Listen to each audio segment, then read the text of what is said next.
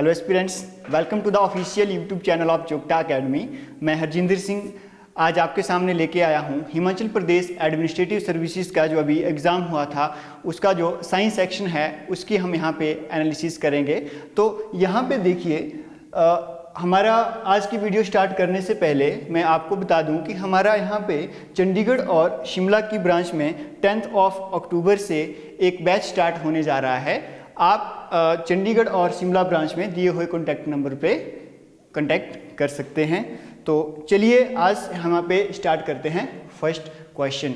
तो स्टूडेंट देखिए, अगर हम यहाँ पे जनरल साइंस की बात करें हैं या फिर हम साइंस की बात करें तो यहाँ पे जो क्वेश्चन का लेवल था इस बार अगर देखा जाए तो इजी टू मॉडरेट था। कोई ज़्यादा टफ क्वेश्चन नहीं आए थे, बहुत बेसिक्स क्वेश्चन उठाए गए थे। तो अगर हम यहाँ पे देखें फर्स्ट क्वेश्चन के ऊपर तो हमारा पहला क्वेश्चन दिया गया है विनोइंग रेफर्स टू। तो विनोइंग रेफर्स टू पहला ऑप्शन है हमारे पास separation of grain from stock. Second दे रखा है separation of component from mixture. Third option is separation of large sized impurities and last option is separation of water from liquids. तो students एक चीज़ यहाँ पे देखिए, अगर हम यहाँ पे बात करेंगे separation of grain from stock, तो अगर separation of grain from stock की बात करें तो इसका मतलब होता है थ्रेशिंग।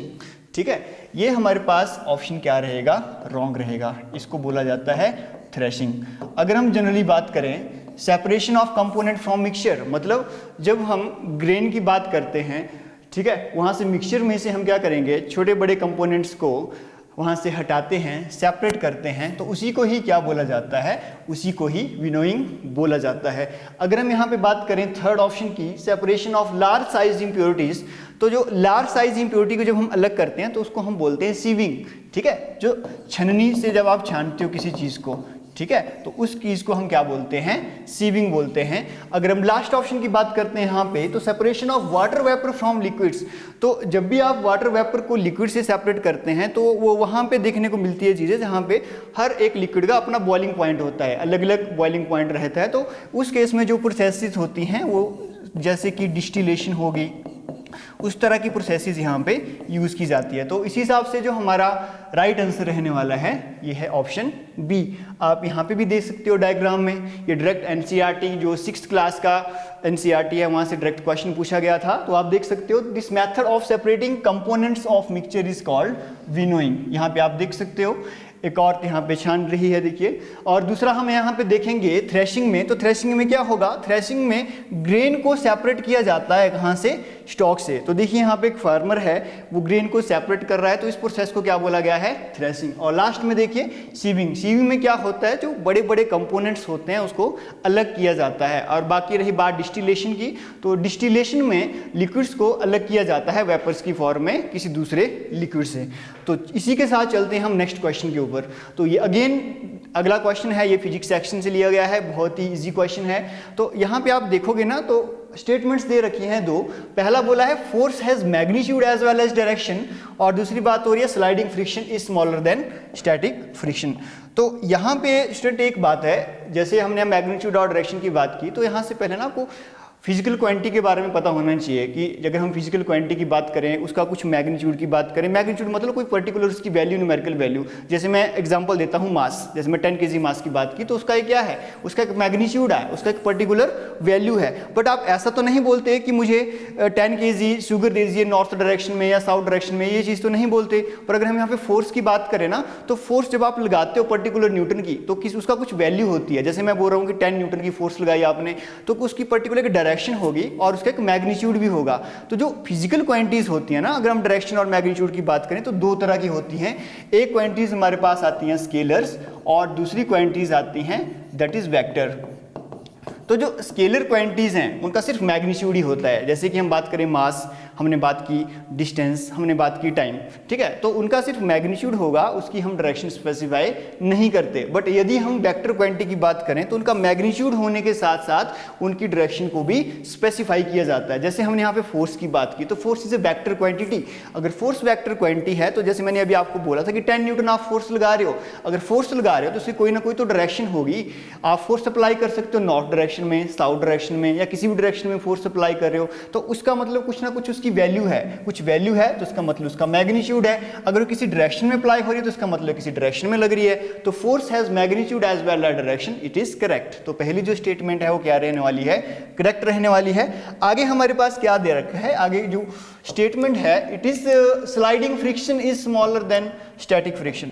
अब स्टूडेंट यहाँ पे देखिए, अगर हम फ्रिक्शन की बात करें तो फ्रिक्शन एक ऐसी फोर्स है, it is a contact force. Generally अगर हम फ्रिक्शन की बात करें, कंटैक्ट फोर्स हमारे पास दो तरह की होती है, एक फ्रिक्शनल फोर्स होती है और दूसरी नॉर्मल रिएक्शन होता है। और यहाँ पे बात हो रही है फ्रिक्शन की। अगर हम फ्रिक्शन की बात करें, फ्रिक्शन तब लगेगा जब दो बॉडीज किस में होगी, कंटैक्ट में होगी। ओके, तो दो बॉडी जब कंटैक्ट में हो रही है तो फ्रिक्शन लग रहा है। अब देखो दो केसेस हो सकते हैं फ्रिक्शन में। मान के चलिए आप कोई बहुत ही ज़्यादा हैवी बॉडी है, बॉडी हैवी वेट है, आप उसको स्लाइड कर रहे हो, ठीक है, मतलब आप धक्का दे रहे हो आगे को। एक केस होगा कि आप धक्का दिए जा रहे हो, बॉडी आगे मूव नहीं कर रही। दूसरा केस क्या है, आपने जोर से धक्का लगाया और बॉडी एकदम से मूव करना स्टार्ट कर गई। तो इस केस में देखिए क्या होगा, हमारे पास दो तरह के फ्रिक्शन होते हैं, वन इज स्टैटिक फ्रिक्शन और जो दूसरा फ्रिक्शन होता है that is kinetic friction. Kinetic friction, और काइनेटिक का मतलब जो बॉडी किसमें है, मोशन में है, और स्टैटिक का मतलब हमारे पास हुआ कि अभी बॉडी रेस्ट पे ही है। आप जितना मर्जी आगे को फोर्स लगा रहे हो उतना ही ज्यादा हमारे पास क्या लग रहा है, फ्रिक्शन लग रहा है। और स्टैटिक का मतलब वो लगने वाला फ्रिक्शन जब बॉडी अभी तक रेस्ट पे ही है, चलना स्टार्ट नहीं हुई, और जब बॉडी चलना स्टार्ट हो गई, बॉडी वेलोसिटी में आ गई, उस केस में बोलने वाले फ्रिक्शन क्या बोलेंगे, काइनेटिक फ्रिक्शन। अगर यहाँ पे हम स्लाइडिंग की बात करें तो स्लाइडिंग फ्रिक्शन किस में आएगा, बॉडी स्लाइड कर रही है तो मतलब वो मोशन में है, और स्टैटिक की बात करें बॉडी कहां पे, अभी रेस्ट पे ही है। तो अगर दोनों केसेस की अगर हम बात करते हैं स्लाइडिंग फ्रिक्शन की और स्टैटिक की, तो in case of static friction जो दो बॉडीज के सरफेस हैं उनके अंदर जो मॉलिक्यूल्स हैं उनमें इंटरलॉकिंग ज्यादा है, ठीक है। अगर ज्यादा इंटरलॉकिंग हो रही है तो इसकी वजह से बॉडी आगे को मूव नहीं कर रही, तो आपको इसका मतलब क्या हो रहा है, ज्यादा फोर्स अप्लाई करनी पड़ रही है। और रही बात दूसरी काइनेटिक फ्रिक्शन में, बॉडी किस में है, मोशन में है, तो इस तरह से जो इंटरलॉकिंग होगी इतनी ज्यादा नहीं देखने को मिलेगी। तो अगर हम यहाँ पे बात करें तो स्लाइडिंग फ्रिक्शन क्या रहेगा, स्टैटिक फ्रिक्शन से कम रहने वाला है। तो हमारा जो दूसरी स्टेटमेंट है ये भी क्या रहेगी, ये भी करेक्ट रहने वाली है। तो both statement 1 and statement 2 are correct. Okay, तो चलते हैं नेक्स्ट क्वेश्चन पे। अब हमारे पास नेक्स्ट क्वेश्चन दे रखा है, given below are two statements, दो स्टेटमेंट्स दे रखी है। Again the question asked from physics. Statement 1, the material which allow heat to pass through them easily are called insulators. Second one is the range of temperature in clinical thermometer is from 32 to 42 degree Celsius. अब देखिए students, अगर यहाँ पे heat की बात करें, ठीक है, या फिर हम कंडक्टिविटी की बात करें, तो ऐसे मटेरियल जो हीट को अलाउ कर देते हैं इजीली अपने से पास होते हुए, तो उनको हम इंसुलेटर्स ही बोलते हैं, उनको बोला जाता है कंडक्टर। तो ये स्टेटमेंट डायरेक्टली क्या हो रही है, हमारी रॉन्ग हो रही है। The material which allow heat to pass through them easily are known as conductor not insulators. तो first statement is wrong. Second, the range of temperature in clinical thermometer, clinical thermometer में हम बात करें, जब भी आप बीमार होते हो, फीवर आता है हाई, तो हम डॉक्टर के पास जाते हैं, ठीक है, तो वहाँ पे डॉक्टर थर्मोमीटर लगाता है। तो उस केस में जो उसकी बात हो रही है रेंज की, ठीक है, तो उसकी जो रेंज होती है वो 32 से नहीं होती, वो रेंज रहती है 35 से लेके 42 डिग्री सेल्सियस। वो रेंज हमारे पास 35 डिग्री सेल्सियस से 42 डिग्री सेल्सियस रहती है। तो इस तरह से जो सेकंड स्टेटमेंट है ये भी क्या हो रही है हमारे पास, ये भी रॉन्ग हो रही है। अब हमसे पूछा क्या है, choose the most appropriate answer from the option given below. तो इससे क्या पता चलता है, पहली स्टेटमेंट भी हमारे पास रॉन्ग है और जो दूसरी स्टेटमेंट है वो भी रॉन्ग है, इनकरेक्ट है। तो हमारे पास जो सही ऑप्शन होगा वो है both statement 1 and statement 2 are incorrect. अब नेक्स्ट क्वेश्चन इज, यहाँ पे नेक्स्ट क्वेश्चन से पहले आप देख लीजिए, क्लिनिकल थर्मोमीटर है तो उसकी रेंज यहाँ पे 35 से लेके 42 दे रखी है। It is mercury thermometer actual में, ठीक है। तो next question is, arrange the following animal products in term of percentage of protein from the highest to lowest. तो देखिए स्टूडेंट्स, यहाँ पे बात प्रोटीन की हो रही है। आपने देखा है मीट के बारे में, ठीक है, मिल्क के बारे में, अगर हम यहाँ पे देखें फिश के बारे में दे रखा है, एग के बारे में दे रखा है, तो सबसे प्रोटीन रिच कौन सा होने वाला है। तो अगर हम इन सारी ऑप्शन की अगर हम बात करें, अज्यूम कर लीजिए हमारे पास 100 ग्राम कोई भी प्रोडक्ट है, आप मीट ले लीजिए 100 ग्राम, काउ मिल्क ले लीजिए, एग ले लीजिए, फिश ले लीजिए। तो अगर हम यहाँ पे देखते हैं ना, जनरली अगर मैं सिर्फ बात करूँ मीट की, मीट भी अलग अलग तरह का होगा, चिकन का होता है, बीफ होता है, मटन, बहुत सारे मीट देखने को मिलते हैं। पर अगर जनरली एक तरह से हम बात करें ना पर 100 ग्राम की, तो जो मीट में जनरली प्रोटीन रहती है तो 26 to 27 ग्राम प्रोटीन रहती है। कब? पर 100 ग्राम की अगर हम बात करें तो। अगर हम दूसरी बात करते हैं यहाँ पे फिश की, तो इन केस ऑफ फिश, इस केस में जो प्रोटीन का लेवल रहता है अराउंड अबाउट 19 आउट ऑफ 100। अगर हम 100 ग्राम की बात करें तो उसमें से अप टू 19 ग्राम तक ही प्रोटीन रहती है। अगर तीसरी बात करें हम एग की, तो एग में जो प्रोटीन होती है it is about 13 out of 100। और रही बात काऊ मिल्क की, तो काऊ मिल्क में राउंड अबाउट ये रहेगी 1.3 से लेके 1.4 ग्राम पर 100 ग्राम। तो इस तरह से देखा जाता है। तो जो मीट है उसमें प्रोटीन लेवल सबसे ज़्यादा है। तो हमारे पास क्वेश्चन क्या पूछा गया है? Percentage protein from highest to lowest पूछा गया है। अगर हाईएस्ट टू लोएस्ट हमारे पास यहाँ पे पूछा गया है, तो पहला हमारे पास कौन रहने वाला है? मीट। मीट 3rd नंबर पे आ रहा है। मीट के बाद हमारे पास फिश 4th, 3rd के बाद 4th आएगा, फिर एग आएगा और लास्ट में काऊ मिल्क आएगा। तो सही आंसर जो रहने वाला है 3, 4, 2 एंड 1। तो right answer is C. Okay, तो अब नेक्स्ट क्वेश्चन हमने देख रखा है, arrange the following elements in term of their atomic number from the lowest to highest. अब देखो स्टूडेंट, यहाँ पे बात हो रही है, ये डायरेक्ट केमिस्ट्री का क्वेश्चन है, बहुत ईजी सा क्वेश्चन दे रखा है डायरेक्ट पीरियोडिक टेबल से। तो यहाँ पे अगर आप देखोगे ना, बात हो रही है एटॉमिक नंबर की। अब what do you mean by atomic number, इसके बारे में थोड़ा सा जान लेते हैं। तो देखिए स्टूडेंट, जो भी कोई भी न्यूट्रल एटम होता है ना, एटम की बात कर रहे हैं, कोई भी जब न्यूट्रल एटम होता है तो एटम किससे बना होता है? एटम बना होगा न्यूक्लियस से। एटम में न्यूक्लियस होगा और इसके बाहर इलेक्ट्रॉन्स रिवॉल्व कर रहे होते हैं, ठीक है। इलेक्ट्रॉन के ऊपर होता है नेगेटिव चार्ज। और रही बात न्यूक्लियस की, तो न्यूक्लियस के अंदर देखने को मिलता है हमें, एक होगा प्रोटॉन और दूसरा होता है न्यूट्रॉन। और प्रोटॉन और न्यूट्रॉन को मिला के हम बोलते हैं न्यूक्लियॉन्स। ओके, न्यूट्रॉन के ऊपर कोई चार्ज नहीं होता, बट प्रोटॉन के ऊपर चार्ज होता है जो कि पॉजिटिव चार्ज होता है, ठीक है। तो अगर हम यहाँ पे बात करें एटॉमिक नंबर की, तो प्रोटॉन के ऊपर पॉजिटिव चार्ज, इलेक्ट्रॉन के ऊपर नेगेटिव चार्ज। तो किसी भी एटम के अंदर कितने नंबर ऑफ प्रोटॉन्स होते हैं जनरली, वही क्या होता है? Atomic number. जैसे मैं बात की हाइड्रोजन, हाइड्रोजन का एटॉमिक नंबर होता है 1, तो इसका मतलब उसके अंदर कितने प्रोटॉन? 1 प्रोटॉन। अब जैसे हम बात करते हैं कार्बन की, तो कार्बन का एटॉमिक नंबर 6 होता है। 6 मीन इसके अंदर कितने प्रोटॉन है? इसके अंदर है 6 प्रोटॉन। अगर ऑक्सीजन की बात करें, ऑक्सीजन का हमारे पास 8 होता है। सोडियम की बात करें, सोडियम का 11 होता है। जैसे सिलिकॉन की बात करें, सिलिकॉन का 14 होता है। तो ऐसे एटॉमिक नंबर कार्बन का 6 हो गया, ऑक्सीजन का हमारे पास 8 हो गया, सोडियम का 11 और सिलिकॉन का ये होता है 14। तो हमारे से क्वेश्चन में क्या पूछा है? In term of their atomic number from lowest to highest. Lowest से हाईएस्ट पूछा गया था, तो सबसे पहले कार्बन आने वाला है। 1 कौन सा स्टार्ट हो रहा है? 1, फिर 2, फिर 3 एंड 4। तो इस तरह से जो हमारा राइट आंसर था वो कौन सा रहेगा? Option D. तो स्टूडेंट देखिए, अगर आपको जनरल वे में बात करूं, जनरल साइंस के हिसाब से यहाँ पे बात करूं, तो आपको ना फर्स्ट 20 एटॉमिक नंबर का पता होना चाहिए।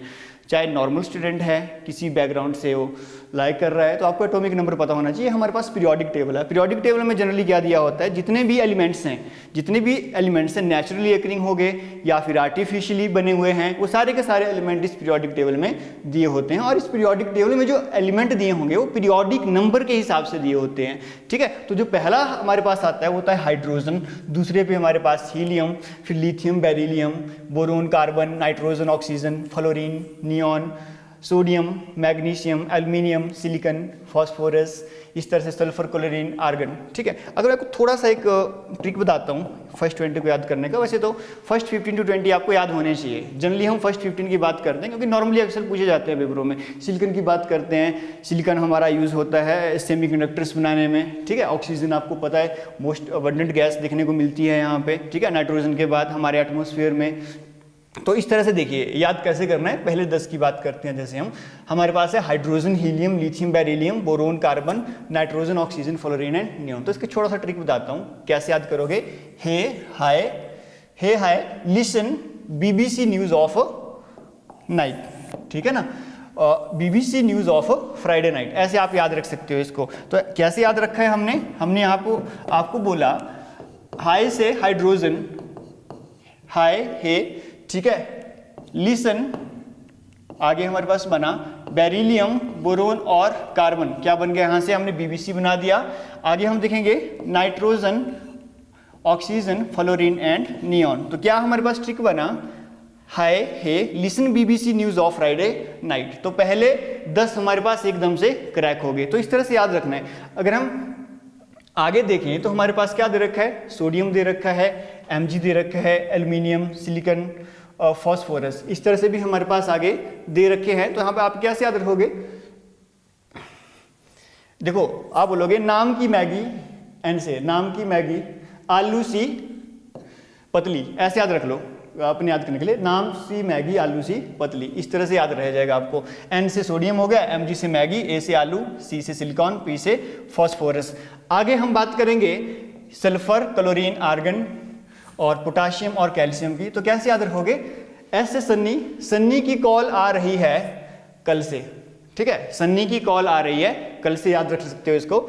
Sulphur, chlorine, argon, potassium and calcium. तो पहले 20 आपको याद होने चाहिए, ठीक है। अगर किसी के पास और भी अच्छा मेथड है और भी अच्छी निमोनिक्स है, आप कमेंट सेक्शन में जरूर बताइएगा, ठीक है। आगे चलते हैं हम यहाँ पे। तो जो ये क्वेश्चन था हमारे पास, ये इसी के एटॉमिक नंबर के ऊपर बेस्ड था, जिसमें हमने देखा कार्बन का 6 था, ऑक्सीजन का हमारे पास 8 था, फिर सोडियम का एटॉमिक नंबर 11 था और लास्ट में हमारे पास था सिलिकॉन। तो सिलिकॉन का एटॉमिक नंबर हमारे पास 14 दे रखा था। तो आगे चलते हैं हम यहाँ पे। Next question is consider the following statement, direct bio का क्वेश्चन हमारे पास दे रखा है। Protozoans cause serious disease like dysentery. Yes students, maximum protozoa dysentery like disease cause करते हैं। दूसरा, all micro organisms grow on our food and cause food poisoning. तो देखिए स्टूडेंट्स, सभी के सभी अगर हम माइक्रो ऑर्गेनिज्म की बात करें जो फूड के ऊपर ग्रो होते हैं, फूड पॉइजनिंग क्रिएट नहीं करते, ठीक है, सभी के सभी तो नहीं करते, तो दूसरा हमारे पास रॉन्ग रहेगा। तीसरा, micro organism can live in desert environment. अब देखिए स्टूडेंट, अगर हम डिजर्ट इन्वायरमेंट की बात करेंगे तो ये हार्श कंडीशन हो सकती है। तो डिजर्ट का मतलब ये नहीं कि बहुत हॉट है, डिजर्ट दो तरह के होते हैं। अगर हम बात करें, एक हॉट डिजर्ट रहने को देखने को मिलता है, एक दूसरा हमारे पास कोल्ड डिजर्ट। जैसे अंटार्कटिका की बात करें, Antarctica is the cold desert. तो अंटार्कटिका की बात करें, चाहे आप हॉट डिजर्ट की बात कर रहे हो, तो डिजर्ट का मतलब ये नहीं कि बिल्कुल हॉट है, इसका मतलब कोल्ड की बात भी हो रही है। तो यहाँ पे सिर्फ इन्होंने क्या राइट ऑन किया है, डिजर्ट। पर अगर हम यहाँ पे माइक्रो ऑर्गेनिजम्स की बात करें, बैक्टीरिया हो गया, फंगस वगैरह हो गया, तो जरूरी नहीं कि ये नॉर्मल इन्वायरमेंट में ग्रो करेंगे।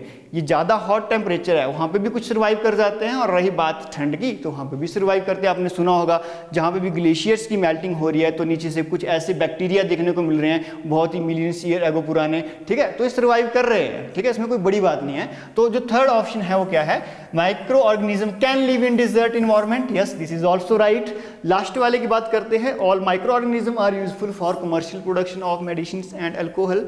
नो स्टूडेंट्स, सभी के सभी माइक्रो ऑर्गेनिज्म अगर देखा जाए तो मेडिसिन पर्पस के लिए नहीं बनते, कुछ हमारे लिए हार्मफुल भी होते हैं, कुछ हमारे लिए बेनिफिशियल भी होते हैं। तो जो फोर्थ ऑप्शन है वो एक तरह से क्या रहेगी, रॉन्ग रहेगी। तो यहाँ पे अगर देखा जाता है तो फर्स्ट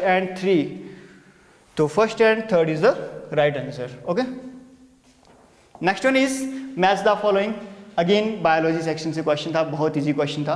तो यहाँ पे आप देखें, दो लिस्ट दे रखी है, एक साइड को विटामिन एंड मिनरल्स और दूसरी लाइक को सिम्टम्स। कौन कौन से सिम्टम्स होते हैं डेफिशिएंसी से, उसकी बात हो रही है। तो पहला है आयरन। तो देखिए स्टूडेंट्स, अगर हम आयरन की बात करें, आयरन कहाँ प्रेजेंट होता है, आयरन प्रेजेंट होता है हमारे हेमोग्लोबिन में, ठीक है। अगर हेमोग्लोबिन में की बात करें, आयरन की डेफिशिएंसी हो जाती है, तो डेफिशिएंसी से क्या होता है, एनीमिया, ठीक है। ये जनरल सा क्वेश्चन था। तो आयरन की डेफिशिएंसी से क्या देखने को मिल रहा है हमको, एनीमिया देखने को मिल रहा है। अब बात करें आयोडीन की। अब आयोडीन की अगर हम बात करें ना स्टूडेंट्स, तो आयोडीन किसके लिए हेल्प होता है, आयोडीन हेल्प होता है हमारी बॉडी में मेटाबॉलिज्म को कंट्रोल करने के लिए, ठीक है। खासकर अगर हम थायरॉक्सिन हार्मोन की बात करें तो उसके लिए जनरली यूज़ होता है। तो आयोडीन की अगर डेफिशिएंसी हो जाती है, अगर मैं बोलूँ हाइपोथायरॉयडिज्म हो गया किसी बंदे को, तो उस केस में कुछ डिसीज़ होते हैं, जैसे मिक्सीडेमा हो गया, जिसमें बात होती है बॉडी वेट एकदम से बढ़ जाता है पर्सन का, बॉडी वेट बढ़ जाएगा, डाइजेशन अच्छी तरह से नहीं हो पाता, ठीक है ना। तो उस तरह की कंडीशन, स्वेलिंग आ जाती है। तो उस तरह की कंडीशनें कहाँ पे देखने को मिलती है, जहाँ पे आयोडीन की कमी होती है। और दूसरा जो डिसीज़ होता है वो तो है क्रेटिनिज्म। जो क्रेटिनिज्म होता है ये जनरली बच्चों में देखने को मिलता है, ये बच्चों में देखने को मिलता है। और उसमें जो ब्रेन है ना या मसल्स है, उनकी डेवलपमेंट अच्छी तरह से नहीं हो पाती।